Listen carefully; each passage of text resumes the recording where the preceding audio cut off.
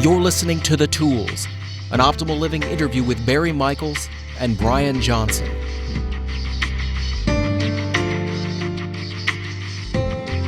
Hi, this is Brian. Welcome back to the Optimal Living interview series. Today, I am thrilled to be chatting with Barry Michels, who wrote the great book, The Tools, with Phil Stutz. And this is the first time I've done a kind of a two-part series, mini-series on one book, and I'm thrilled about it. 2 days ago, it will be yesterday when we release this chat, I had a wonderful chat with Phil, just lit me up.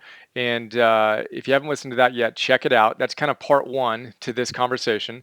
We talked about the high level idea of the tools and focused on the first tool in particular and danced around some really exciting ideas. Today, I'm excited to talk with Barry about the other tools and some of my other favorite facets from the book. As I mentioned in that one, this is one of my favorite books I've ever read. It was hands down my favorite book of 2012, which is when I read it. I never read a book twice immediately. Literally, I had never done it before this book. I got the Kindle, then I bought the other hard copy and marked them both up. Bought copies for our team so we can actually create a book club to walk through it. And I just think it translates the ideas of spirituality and psychotherapy into practice in such a profound way that I'm a huge advocate of it. And I'm thrilled to be talking with Barry. Barry's background, he got his BA from Harvard, a law degree from UC Berkeley, Bolt School of Law. I was joking with Barry before that I dropped out of UC Berkeley Bolt School of Law. So we share that in common, and he has his master's from USC. He's been practicing psychotherapy in Los Angeles since 1986. Barry, thank you so much for taking the time. Thank you so much for having me. Well, let's jump in. As we discussed, Phil and I chatted about the high level, what is a tool, and that sort of thing. I would love for us just to jump in. And before we go through the tools, though, I'm actually just curious, what's your favorite tool? Oh, that's a great question. It's probably like you, the reversal of desire, because fundamentally, I think my biggest problem is avoidance. It's hard for me to get myself to write. It's hard for me to get myself to make difficult phone calls. So for me, I just want to put myself in a mode where I'm always moving toward pain. I know that whenever I do that, the more often I use that tool, the better my days are. I just feel more alive. I feel like I attract more opportunities into my life. I mean, interestingly, you talked about dropping out of Bolt, and I went through Bolt and then worked at a law firm for 3 years and then made what was probably one of the most painful decisions I've ever had to make, which was quitting law, because it was really boring and I hated it. But on the other hand, it was so secure and so prestigious. And by the way, I had no idea what I was going to do next. And I didn't know the reversal of desire at the time. But I do know that once I made that decision and got through the pain and the angst and the insecurity and all of my friends thinking I was out of my mind and my parents saying, well, you've wasted all that money we spent on you and everything. Once I made the decision and went through the pain, really two things happened. The first is I just changed as a person. I became much more confident, much less avoidant. I just felt more independent, more myself, frankly, because for the first time in my life, I was doing something I chose to do rather than something that, my father had always wanted me to be an attorney. But even more mystical and amazing than that was the fact that as soon as I made the choice, things started to happen to me that couldn't have happened without that choice. And I know about The Secret and the law of attraction and everything else, but I had never really seen this in action before. In the first year after I quit law, I made the decision to become a psychotherapist, and it was pretty much out of the blue. When I was an attorney, if you told me I was going to end up being a psychotherapist, I would have laughed in your face. But from day one, it fit for me in a way that nothing had ever fit before. It just felt like this is what I was meant to do. That was year one. Year two after I quit, I was at a psychotherapy conference that obviously I wouldn't have been at if I'd continued to be an attorney, and I met my wife, and we have two incredible kids, and we've been married 30 years, and it's just felt like kismet. And in year 3, I met Phil Stutz, who has been just a treasure trove of information, goodwill, humor. He's my writing partner. I mean, really one of my best friends in life. Now, I'm one of the most rational people you'll ever meet. I'm an attorney, for Christ's sake, and I'm telling you, none of that could have happened on my own. I had to sort of throw myself into the river and let it guide me, and it guided me to people and opportunities that I just never would have found on my own. So there's something about the reversal of desire, to me, that is mystical. It synchronizes you with something much, much higher than you that helps determine your destiny in a positive way. Wow. So much there. There's a documentary called Finding Joe, about Joseph Campbell's mythology around the hero's journey and whatnot. And I share a story. I happen to be in it, and I share a story about dropping out of Bolton. I had no idea what I wanted to do, other than to work with kids and to coach a little league baseball team. And I was spinning and terrified. I had none of the skills. But the same thing that you just described happened to me when I made that leap. I wound up coaching a Little League baseball team. Out of that, I had an idea. This is 1998, that all the teams, all the Little League baseball teams, AOSO soccer teams in the world would be on the web in a matter of time. And I was going to create the platform that would help them do that. People thought I was crazy, did it, won the business plan competition at UCLA, raised $5 million. We hired the law firm I would have wanted to work for before I would have graduated from law school, none of which ever could have been imagined, but there was some alignment with something bigger that Campbell described as those hidden helping hands, right? The doors that appear where walls once appeared or were only appearing. It's just such a phenomenal thing. And to connect it back to the tools, you talk a lot about higher forces. We didn't really get into that a whole lot directly with Phil. Can you describe to us the power of higher forces? Yes, and let me start with a caveat, because I don't want to turn people off with that term. Higher forces doesn't mean anything religious. It doesn't mean you have to believe in God if you're an agnostic or an atheist. What it really means... I'm going to step in too. I'm going to appreciate your in the book, you're super analytical about it. You basically express your skepticism that there is a possibility of anything bigger than us, right? Yes. In that sense. So yes, sorry wanted to emphasize your. I mean, that's another whole story, which is the story of my journey, which is I was the son of two really committed atheists. I mean, so committed that really from about 5 or 6 years old on, they would drill me in the disproofs of God, so much so that I was so prepared to refute the existence of God that I actually inadvertently alienated some kids in my elementary school. Hard to imagine that. Yeah, just trying to prove that I knew the proofs, But again, the term higher forces doesn't mean that you have to believe in anything that is antithetical to your belief system. What a higher force is something that comes from beyond your ego. So it could be a part of your unconscious that you've never used before. It could be a part of your brain that you've never used before. If you have a spiritual orientation, you can think of it as coming from universal spirit or God, if that's your inclination. It doesn't really matter what you call it, but everyone's experienced a higher force at some point or another, even if they haven't called it that. Sometimes it's lying out camping under the stars on a beautiful night, and you just sense this feeling of oneness and wonder, and like there's something out there bigger than you, okay? Another example would be falling in love for the first time, and you have this rush of just heart-opening affection and love and trust with an intensity that you've never really felt before. These are experiences where you're outside your normal, where you normally function in your psyche, which is we all function in our ego.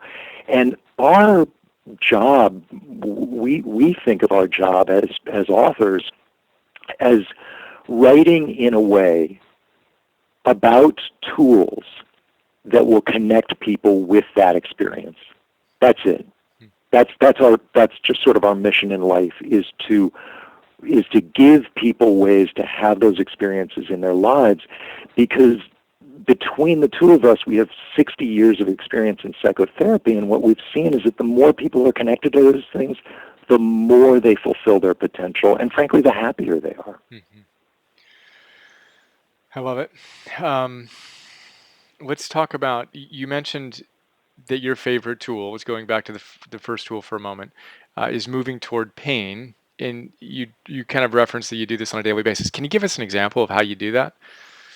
Yeah, I hate confrontations. I just hate them.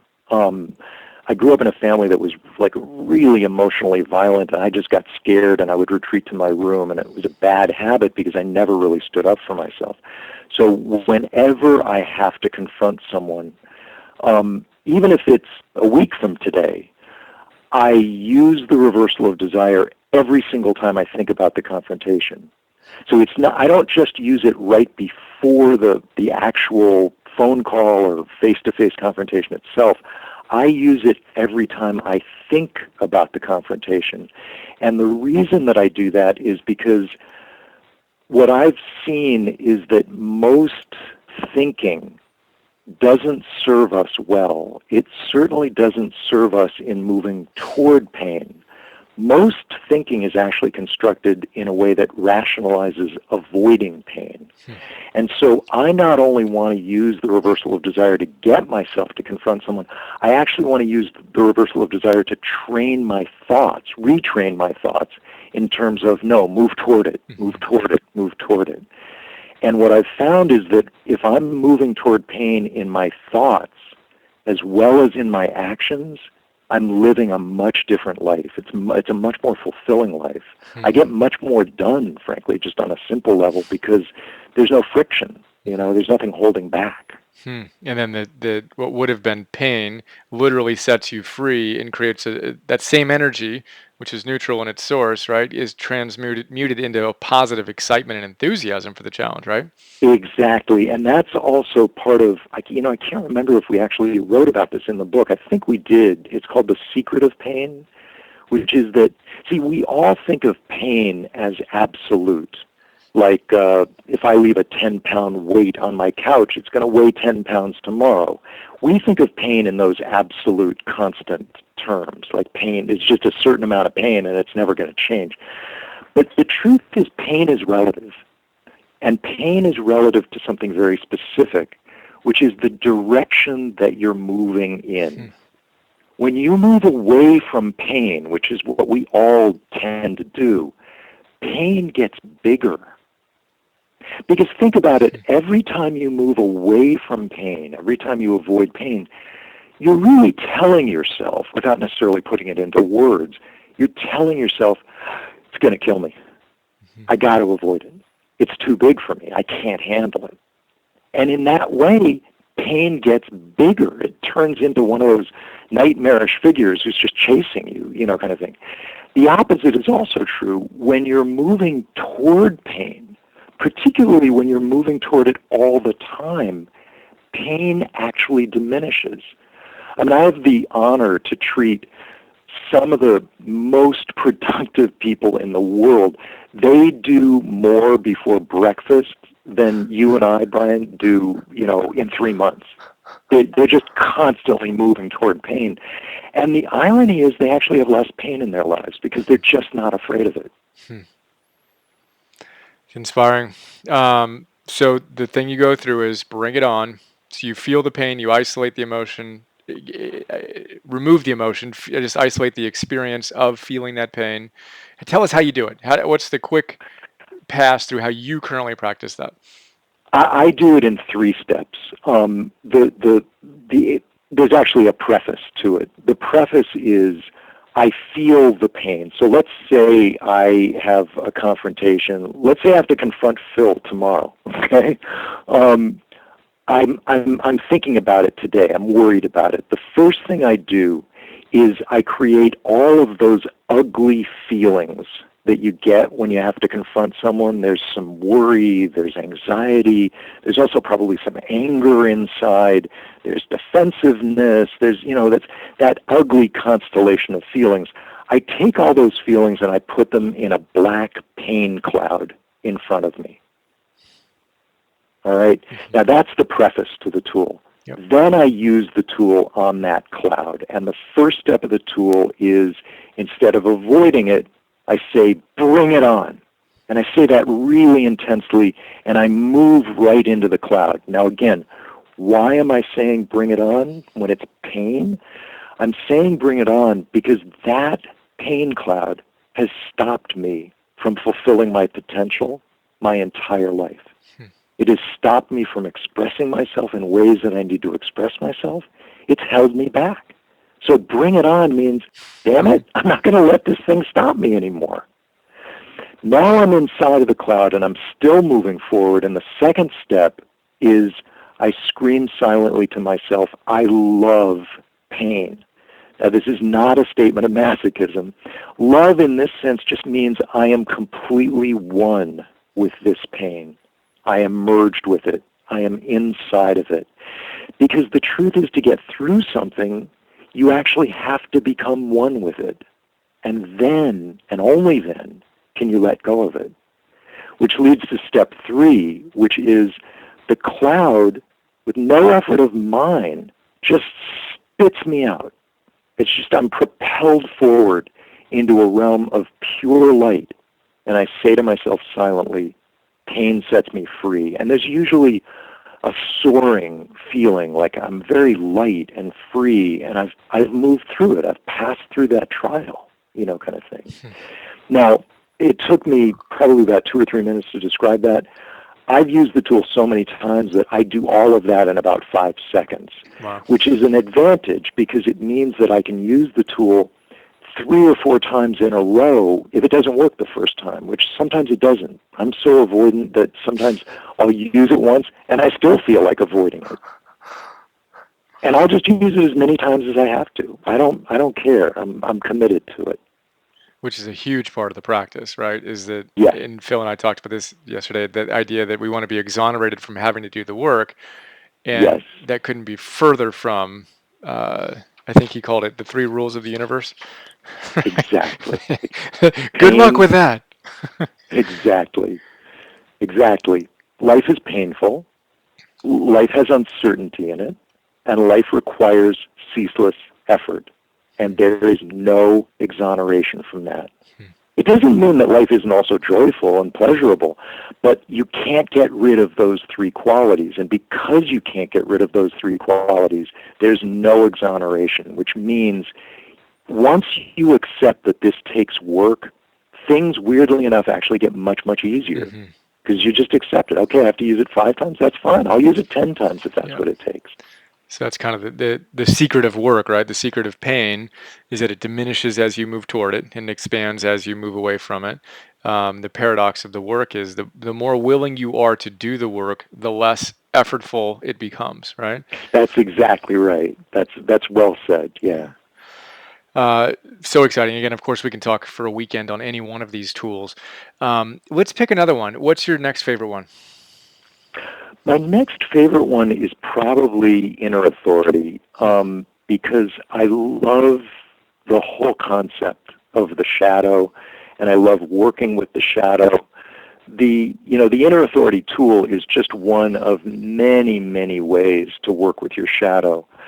But let me just introduce the subject by saying that one of the fastest ways to destroy your peace of mind and sabotage your potential is to turn against yourself. And we do this constantly. If I were the devil, my weapon of choice would be, I'm that voice in your head saying, you're ugly, no one wants to be with you, you've never done anything original. Look at the way those people are looking at you. They know the truth about you. Why would I do this? Because how you see yourself, your self-image, it affects everything. Everything. It affects your belief in your potential, your willingness to take emotional risks, creative risks, and ultimately it affects how fulfilling life is. So, one of the most immediate effects that seeing yourself in a negative light has is on self-expression, because when you express yourself, you expose yourself to other people. You're an open book when you're expressing yourself.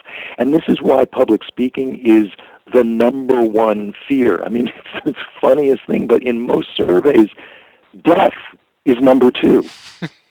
Public speaking is number one. There's that great Seinfeld joke. He says, that means that at a funeral, the average person would rather be in the casket than delivering the eulogy. It's crazy. That's funny. But this has to do with your shadow. And should I go into that? Please, yes. This is okay. This is phenomenal. So, look, there isn't a single person listening to us who hasn't had the experience of trying to express themselves and losing confidence. It might have been, you're attracted to somebody, but you just can't get yourself to go up to them. Or you're already in a relationship, but you want to say something that's more real or more vulnerable, and you can't get yourself to say it. Or you're just in a job interview and you can feel people evaluating you and it stiffens you and makes you wooden and you know you can do better, but you can't get yourself to do better. The tool that we're talking about now, which is called inner authority, is designed to give you confidence right in those moments, right when you need it. And it works because it harnesses the self-expressive power of something that Carl Jung, who was this great Swiss psychiatrist, he called this your shadow. Now, the shadow is just a gigantic subject. We probably should do 15 podcasts on the shadow. Yeah, but, exactly. Just to scratch the surface. It's unbelievable. It's so complex. But the simplest way to explain the shadow is this. It's a separate self, like an alter ego, and it's living inside of you. And for your entire life, it has borne the brunt of your self-hatred and self-criticism. So remember that negative voice I brought up earlier? You're ugly, no one wants to be with you, you've never done anything original. That's your voice. But who are you talking to? You're talking to your shadow. Now, what does that have to do with self-expression? Well, naturally, you're ashamed of your shadow. You criticize it every moment of every day. You certainly don't want other people to see it. And that makes it impossible to express yourself to other people with any confidence. Because the moment you get in front of other people, you're terrified that they'll see this horrible, hateful part of you. Which means that instead of focusing on what you want to say, and saying it with confidence, instead, you're going to be scrutinizing the people you're talking to see whether or not they've caught a glimpse of that Quasimodo inside of you. And you'll be so focused on what they think of you, you won't possibly be able to express yourself with any confidence or even spontaneity. What the tool does is it solves this problem by teaching you always to stay bonded and connected with your shadow. See, once there's an unbreakable bond between you and your shadow, guess what? You no longer give a crap what anyone else thinks of you. So you're free to express yourself spontaneously and confidently. And that's what being in a flow state really means. It means I am so utterly and completely one with myself that the words are just flowing out of me. I love it, and I'm imagining, as I did when I read the book, that version of me, which you have a great process to help us identify that in the same way that you created that cloud in front of us with the pain, right? Can you walk us through a little bit of how we materialize that shadow self and then connect with it? Yeah, it's usually the best way to connect with your shadow is to imagine yourself in front of people who judge you harshly. So that could be your parents, it could be your kids. Certainly if you have a teenager, you've got a good person to practice on, because teenagers, they're almost like programmed to find your flaws and point them out to you in the most obnoxious way they can. But it could be an audience of 1,000 people. It doesn't really matter what it is, but imagine yourself standing in front of that audience feeling insecure. And then what you want to do is put your consciousness in the audience, looking at you. And remember, they're judging you. They're seeing every flaw, everything that's wrong with you, everything you feel insecure about. And you're looking now at yourself through the eyes of this hypercritical audience. Now what you're going to see is some version of yourself, only a whole lot worse. It might be overweight, or it might not just be physically flawed. You might see the insecurity or the fear, or you might see the stupidity or the inarticulateness or whatever it is. But whatever you're seeing, that's your shadow. So we could pause right now and I'll do that. A very worthy exercise. We're obviously not going to crystallize it in the first pass. I created a 4'11" version of me as a freshman in high school, the smallest kid in the school, literally, and all the things that go with that. And as you just described it, I was able to unpack some more wonderful qualities that we can throw into that mix. And then the exciting thing is that when we own that and integrate that, it is when we actually claim our power, right? Exactly. Now, so think about it. There are really only two things to do with the shadow when you're in front of other people. The first, and obviously the most popular, is hide it.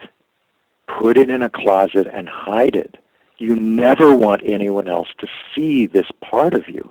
And that's natural. It's understandable that people do that. But it creates a huge problem, because the moment you hide your shadow, you're going to start to scrutinize the audience to see whether or not they've caught a glimpse of it. And you become more concerned with whether or not they see your shadow than what you have to say. The only other alternative is, prior to saying anything to the audience, you take that shadow out of hiding and you say to it, I love you.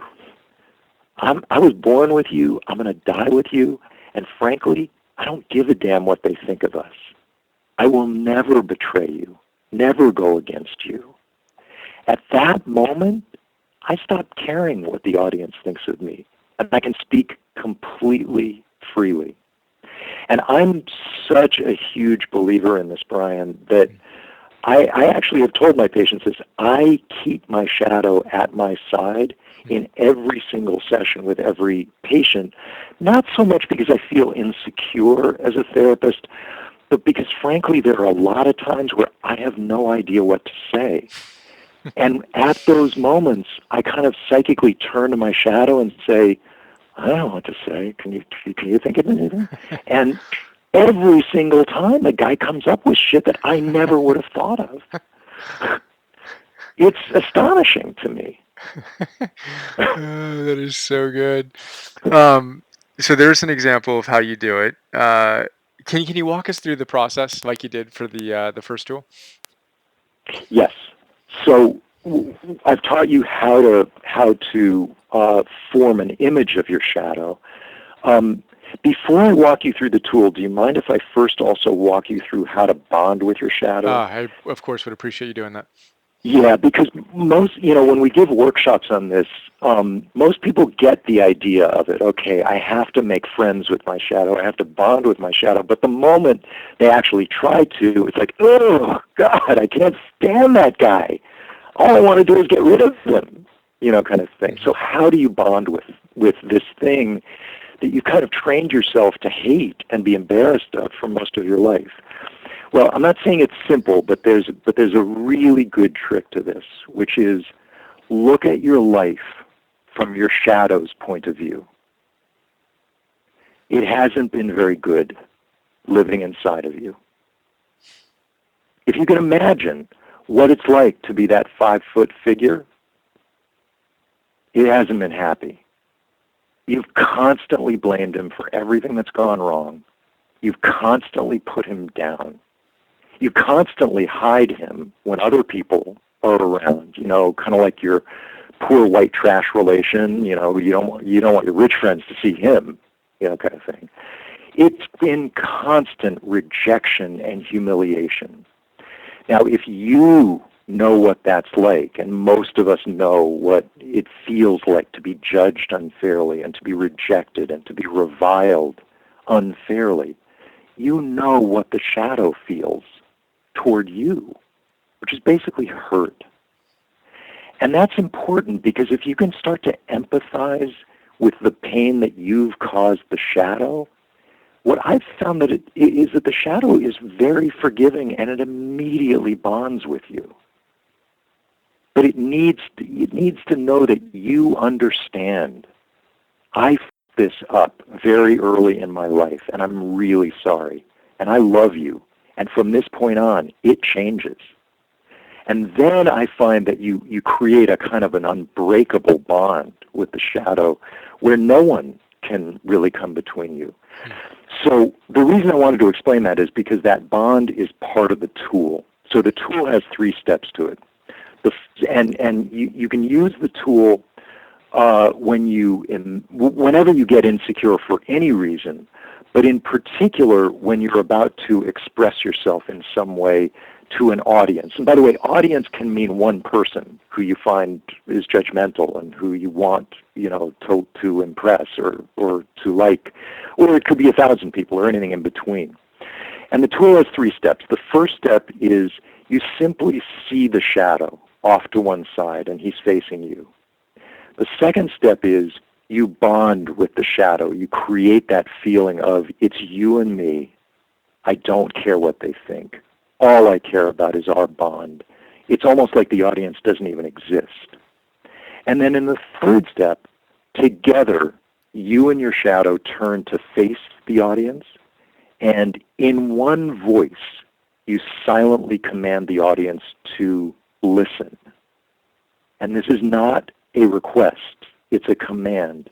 And it represents the confidence that the two of you and your shadow, feel facing an audience and taking up space, taking your authority, saying what it is you have to say. Now, one tip I have is don't try that tool the first time a moment before you're about to speak to 1,000 people, because it won't work. You've got to build up slowly. Practice with your neighbor. Yeah, exactly. Phil, I'm so shy that Phil's joke about this is that I started using the inner authority on my pet dog. And it's not a bad idea to start on very simple little things so that you get so good at the tool and so that the relationship with the shadow becomes so real to you that you can use it in front of anyone at any time. That's great. Is this another tool that you use? I'm not sure what the proper word is, but before the event. So you mentioned that let's say you have something going on tomorrow or in a week, and every time you think about it, you do the reversal of desire. If you think about, an event, yes, you use it in advance, I guess. Absolutely. Phil and I do a lot of public speaking.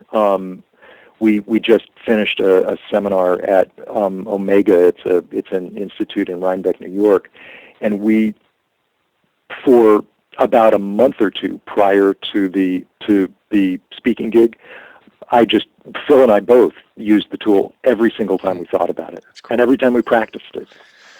That's cool. I'm excited. I'm already seeing, as you were doing that, I've got a little kind of pre-shot routine that I do before an interview like this, or before I do one of my videos, or even when I'm writing. There's a level of, just a continuity to my practice.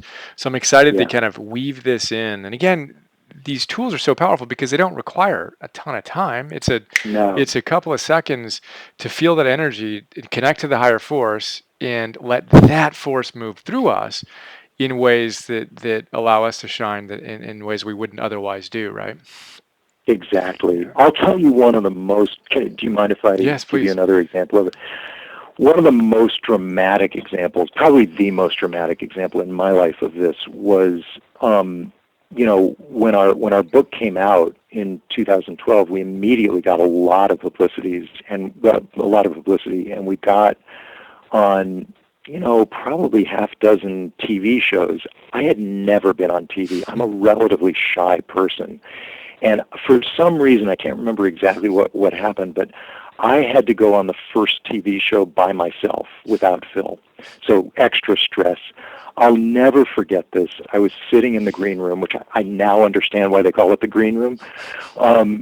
And I'm just like so nervous. And this production assistant walks by and says, "Okay, we got about 1 minute. And oh, by the way, did anybody tell you this is live?"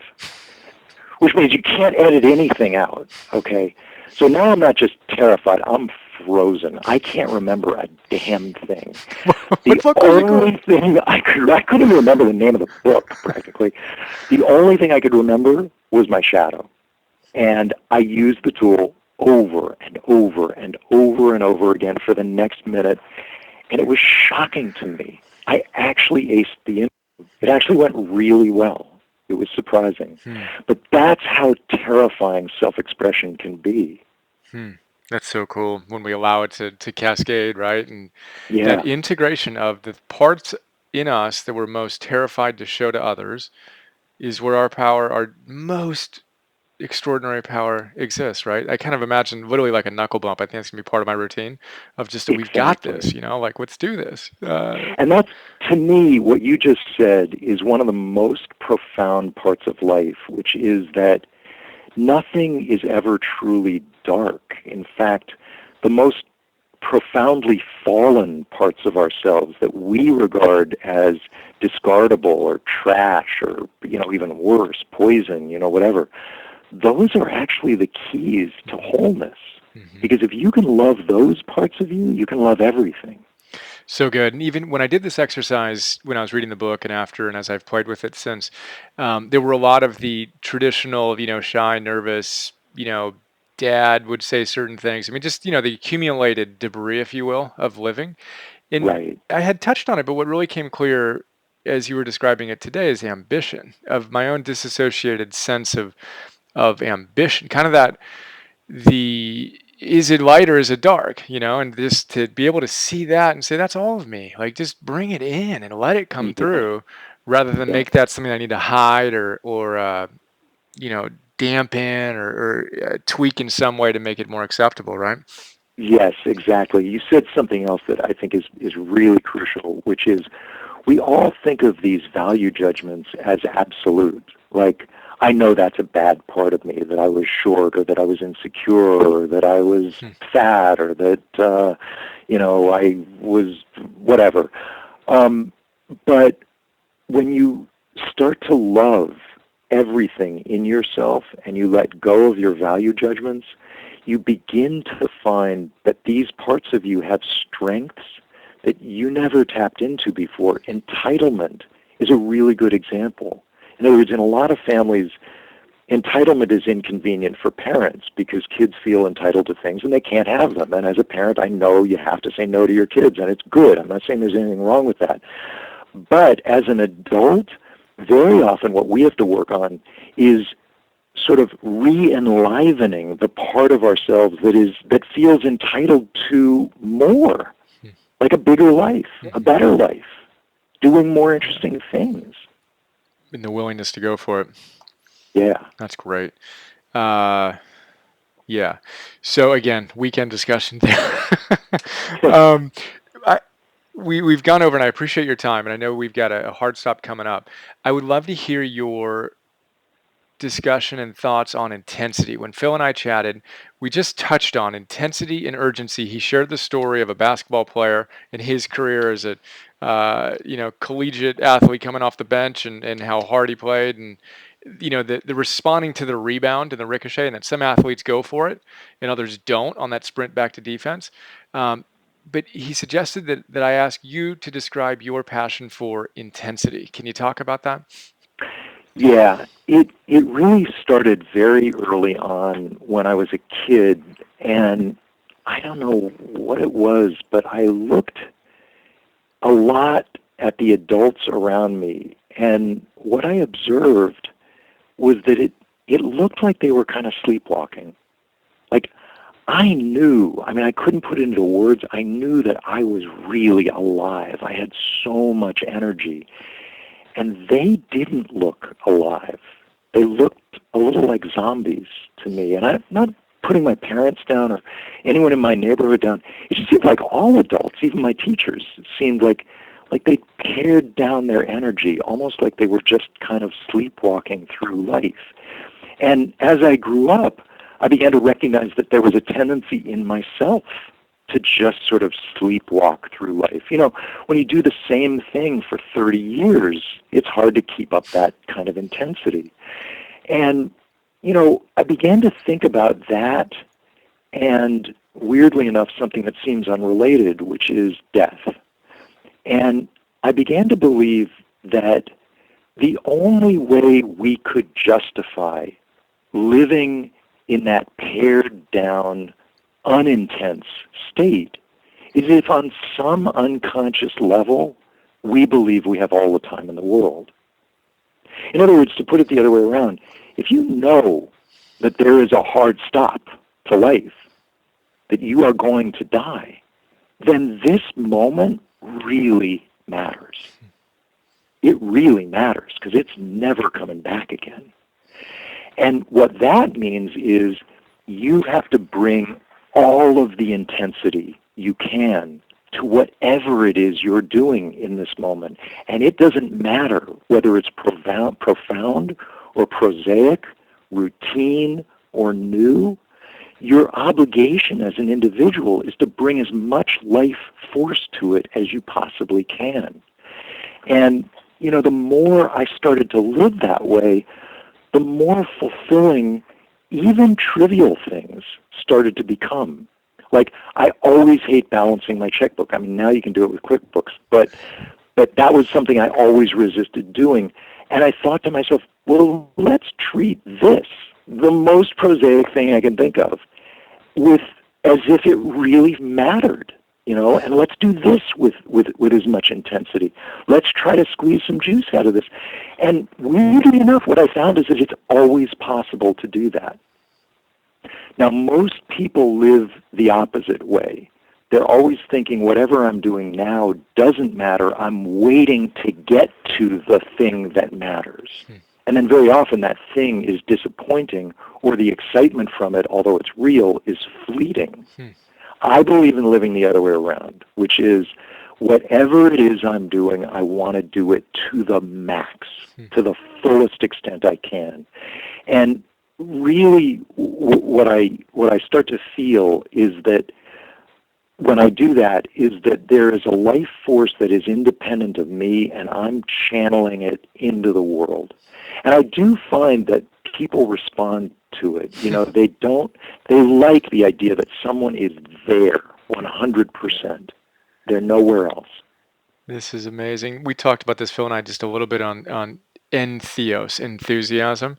And the kind of parent company that owns all the stuff that we do here is called Entheos.